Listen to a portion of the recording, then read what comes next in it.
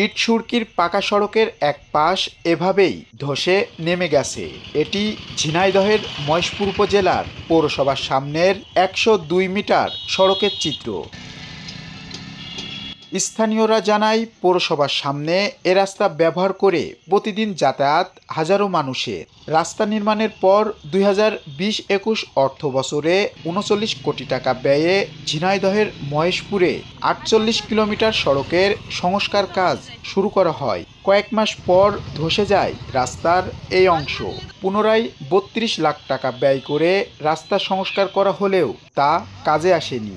স্থানীয়দের দাবি, রাস্তার কাজ নিম্নমানের হওয়ায় সড়কটি বারবার ধসে পড়ছে, ফলে চরম দুর্ভোগ পোহাতে হচ্ছে এ পথ ব্যবহারকারীদের। রাস্তা এখানে যাওয়া খুব সমস্যা, যানজট লেগে থাকে, একটা গাড়ি সাইড দিতে পারিনি। প্রতিদিন একটার পর একটা দুর্ঘটনা আছে। দেখেন না, একটা মানুষ কিংবা একটা ভ্যান যাওয়ার মতো কোনো রকম রাস্তা আছে। রাস্তায় দাঁড়ালে পাশাপাশি একটা গাড়ি ঘোড়া যেতে পারে না, একটা ওই মাথায় দাঁড়ায় থাকে আর একটা ওই মাথায় দাঁড়ায় থাকে, মাঝখান দিয়ে একটা যাওয়া আসা করে, পাশে রাস্তা দিয়ে লোকও যাওয়া আসা করতে পারে না। আমরা প্রতিদিন এই রাস্তাতে যাই, তো আমাদের অনেক ভয় করে।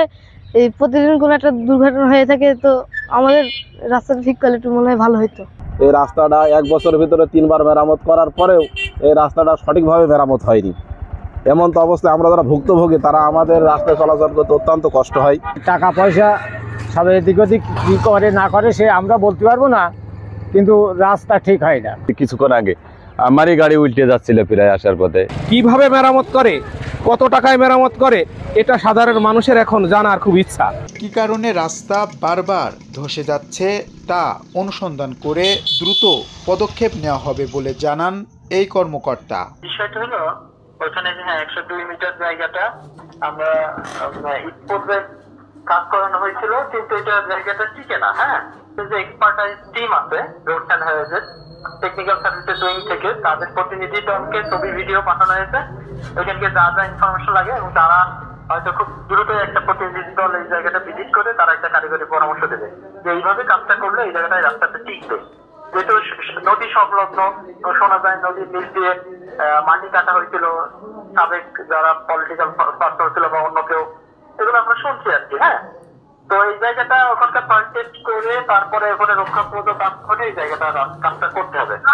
এই বিষয়ে প্রয়োজনীয় পরামর্শ যখন টেকনিক্যাল থেকে আমরা পাওয়ার সাথে সাথে সেই বিষয়ে প্রয়োজনীয় ব্যবস্থা নেব। সড়ক সংস্কার করে জনভোগান্তি কমাতে প্রশাসন কাজ করবে, এমনটাই প্রত্যাশা স্থানীয়দের।